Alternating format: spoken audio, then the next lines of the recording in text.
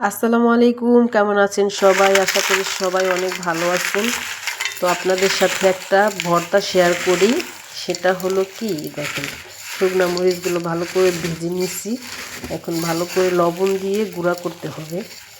আর আমি হাতে একটা হ্যান্ড গ্লাভস দিয়ে নিয়েছি যাতে হাত না জ্বলে।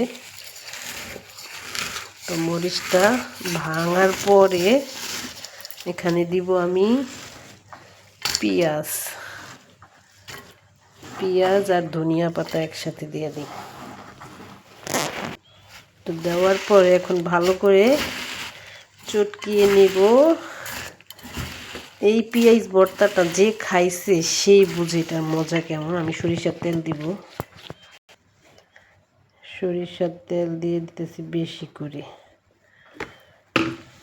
এখন ভালো করে চটকালেই হয়ে যাবে আমার ভর্তা রেডি। গরম ভাত দিয়ে খেতে সেই স্বাদ।